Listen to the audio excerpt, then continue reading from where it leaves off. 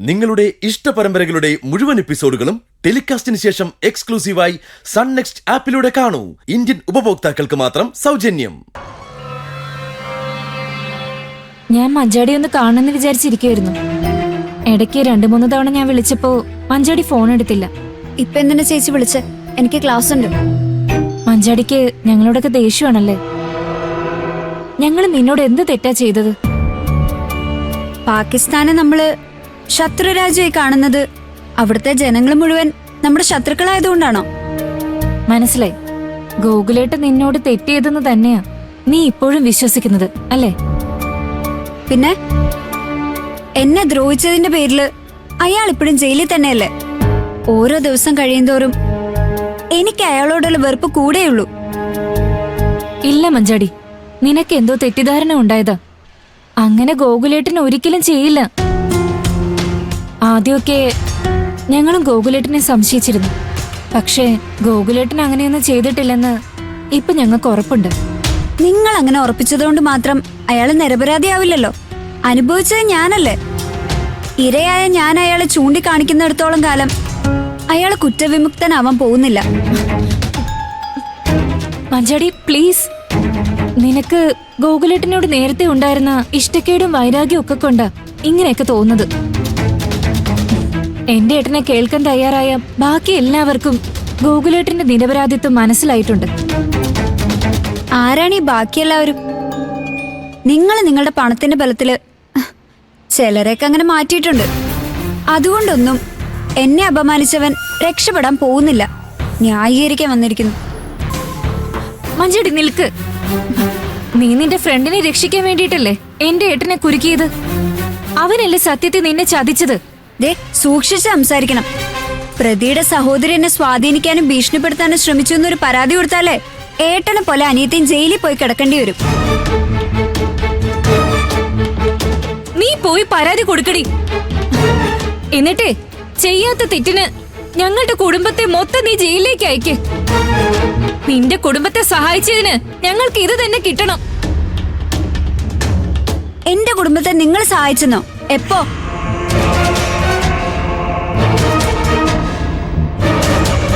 പണ്ട് അനുചേച്ചി ഇന്ദ്രേട്ടനെ കൊണ്ട് കല്യാണം കഴിപ്പിച്ചതാണെങ്കിൽ ആ സഹായത്തിന്റെ പേരിലും ഇപ്പൊ ഞങ്ങൾ ശരിക്കും അനുഭവിക്കുന്നുണ്ട്. ഞാൻ പറഞ്ഞത് അതൊന്നുമല്ല. ഇപ്പോഴും നിനക്ക് മാത്രമേ ഞങ്ങളുടെ ശത്രുത ഉള്ളൂന്നാ. നിന്റെ കുടുംബത്തിലെ ബാക്കി മിക്കവരും ഗോകുലേട്ടൻ നിരപരാധിയാണെന്നുള്ള വിശ്വാസത്തില് ഞങ്ങളുടെ സൗഹൃദത്തിൽ തന്നെയാ. ഇല്ലെങ്കിൽ രഘുവേട്ടൻ ജയിലിൽ നിന്ന് ഇറങ്ങാൻ എന്റെ അച്ഛന്റെ സഹായം സ്വീകരിക്കൂ. കൊള്ളാം. പുതിയ കഥയുണ്ടാക്കി എന്റെ മനസ്സ് മാറ്റാൻ നോക്കുവാണോ? രഘുവേട്ടൻ ജയിലിൽ നിന്ന് ഇറങ്ങിയതേ ദാസങ്ങൾ പണം കെട്ടിവെച്ചിട്ടാ. ദാസങ്ങളുടെ ആ പണം എവിടുന്ന് കിട്ടിയെന്ന് കൂടി നീ ചെന്ന് ചോദിക്കും മഞ്ചാടി. തീർന്നില്ല. രഘുവേട്ടന് ജോലി നൽകിയതും ഇന്ദ്രേട്ടന് ഒരു ആക്സിഡന്റ് കേസിൽ നിന്ന് രക്ഷപ്പെടാൻ വേണ്ടി 15 ലക്ഷം രൂപ നൽകിയതും എന്റെ അച്ഛനാ.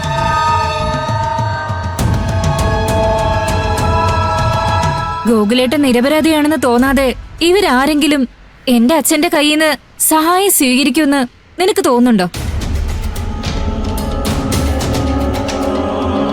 ഇതൊന്നും ഞാൻ നിന്നോട് പറയണമെന്ന് വിചാരിച്ചതല്ല. നീ ഗോകുലേട്ടനെ അല്പം പോലും മനസ്സിലാക്കാൻ ശ്രമിക്കാത്തത് കൊണ്ട് പറഞ്ഞു പോയത്. ഇനി നിന്റെ വീട്ടുകാർ തന്നെ നിന്നെ കാര്യങ്ങൾ പറഞ്ഞ് ബോധ്യപ്പെടുത്തിക്കോളൂ. അതിനുവേണ്ടി ചില തെളിവുകൾ കണ്ടെത്താൻ രഘുവേട്ടൻ അടക്കമുള്ളവർ ശ്രമിക്കുന്നുണ്ട്. അതോടെ നിനക്ക് മനസ്സിലാവും നിന്റെ യഥാർത്ഥ ശത്രു ആരാണെന്നും മിത്രം ആരാണെന്നും.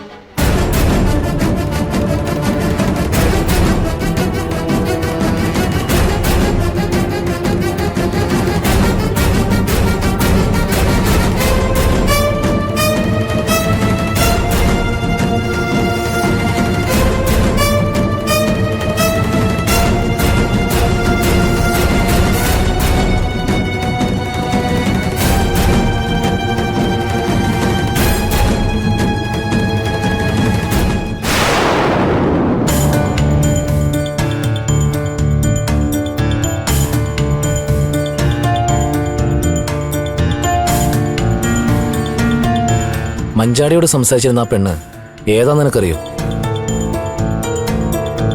ഇല്ല.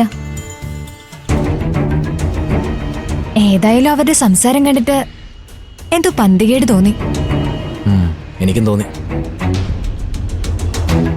ആ ദേ വരുന്നുണ്ട്. നീ ഇങ്ങോട്ട് മാറിയിക്കും.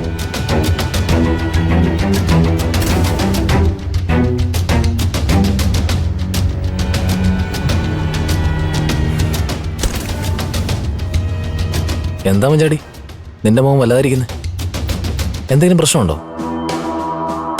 ഞാൻ കുറച്ചു മുമ്പ് ഗോകുലിന്റെ സിസ്റ്ററിനെ കണ്ടു. ഞാൻ കണ്ടിരുന്നു നീ ആ പെൺകുട്ടിയായിട്ട് സംസാരിക്കുന്നത്. അവളെന്തിനാ നിന്നെ കാണാൻ വന്നേ?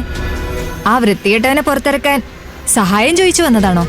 അല്ല, അവൾ എന്നെ കാണാനായിട്ട് വന്നതല്ല, യാദൃശ്ചികമായിട്ട് കണ്ടതാ. പിന്നെന്താ കുഴപ്പം? കാര്യം പറ മഞ്ചാടി. അവള് ചില കാര്യങ്ങൾ പറഞ്ഞു. ആ ഗോകുല് നിരപരാധിയാണെന്നും അത് എന്റെ വീട്ടിലെല്ലാവർക്കും അറിയാമെന്നും പറഞ്ഞു.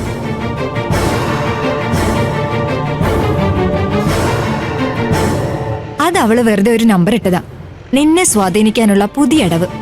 അതെ, ഈ നിസ്സാര കാര്യത്തിനാണോ നീ ടെൻഷനാവുന്നേ? എന്റെ മഞ്ചാടി, നീ ഇങ്ങനെ പാവാവല്ലേ. ഇതത്ര നിസ്സാര കാര്യമല്ല. രഘുവേട്ടനെ ജയിലിൽ നിന്ന് ഇറക്കിയത് സച്ചി സാറാണെന്ന് എന്തു പറഞ്ഞു.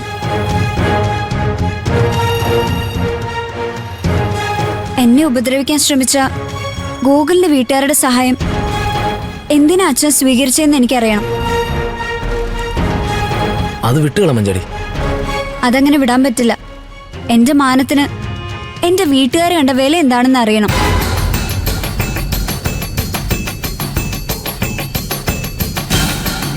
അതുകൊണ്ട് ഞാൻ വീട്ടിലേക്ക് പോവാ. വേണ്ട, അതൊന്നും വേണ്ട. അത് ജീവനാണോ തീരുമാനിക്കുന്നത്? ഈ കാര്യത്തില് സത്യം എന്താണെന്ന് എനിക്കറിയണം.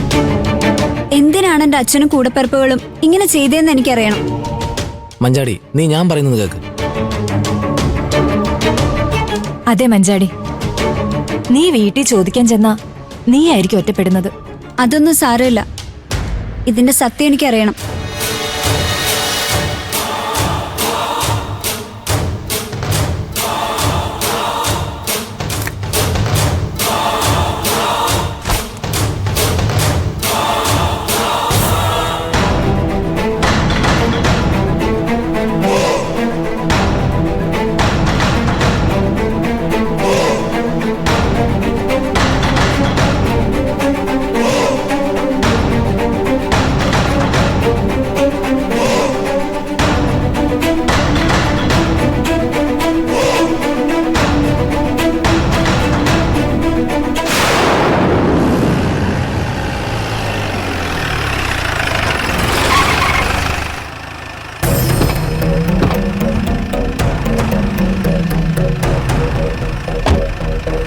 ശാരദാന്റി, മോളെയും കൊണ്ട് വീട്ടിലേക്ക് പോകോ. ഭാനുമ്മയെ ഏൽപ്പിച്ചാ മതി, ഞങ്ങൾ അങ്ങോട്ട് വന്നോളാം. ആ ശരി മോളെ.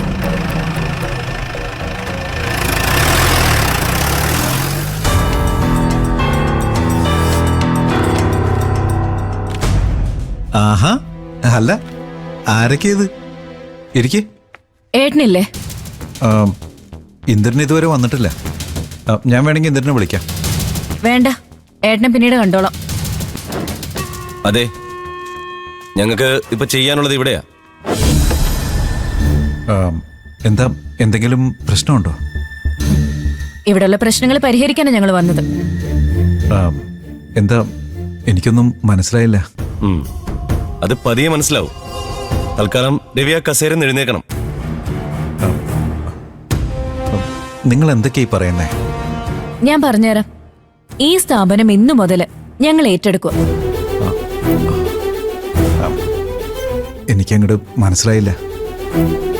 ഇതില് മനസ്സിലാവാൻ എന്താ ഉള്ളേ? ഇത് എന്റെ പേരിലുള്ള സ്ഥാപനം. അതുകൊണ്ടാണല്ലോ ഇവിടെ ഇൻഷുറൻസ് അടയ്ക്കാത്തതുമായി ബന്ധപ്പെട്ടൊരു പ്രശ്നം ഉണ്ടായപ്പോ എനിക്ക് ഒളിവിൽ പോകേണ്ടി വന്നത്. അതെ, ഇനി അങ്ങനെ ഒരു പ്രശ്നം ഉണ്ടാവാൻ പാടില്ല. അതുകൊണ്ട് ഇനി ഇവിടുത്തെ കാര്യങ്ങള് ഞങ്ങൾ തന്നെ നോക്കിക്കോളാം. മിസ്റ്റർ രവിക്ക് ജോലി മതിയാക്കി പോവാം. അത് നിങ്ങളല്ലല്ലോ തീരുമാനിക്കേണ്ടത്. പിന്നെ ആര് തീരുമാനിക്കണം? സോനെ, അന്ന് അങ്ങനെ ഒരു സംഭവം ഉണ്ടായി. അതിന്റെ പേരിൽ ഇങ്ങനെയൊന്നും പെരുമാറേണ്ട ഒരു കാര്യമില്ല. ഇനി അങ്ങനെയൊന്നും ഉണ്ടാവില്ല. സോറി, എനിക്കിനി റിസ്ക് എടുക്കാൻ പറ്റില്ല. സാലറി എന്തെങ്കിലും ബാക്കിയുണ്ടെങ്കിൽ പറഞ്ഞാൽ മതി, അത് തരാം. എന്നെ ഇവിടെ ജോലിക്ക് വെച്ചത് നിങ്ങളല്ല, ഇന്ദ്രനാ. ആ ഇന്ദ്രൻ പറഞ്ഞാൽ മാത്രമേ ഞാൻ ഇവിടുന്ന് പോകൂ. അങ്ങനെ ഒരു വാശി വേണ്ട രവി. ഈ സ്ഥാപനത്തിന്റെ ഓണറാണ് പറയുന്നത്. രവിക്ക് പോകാം.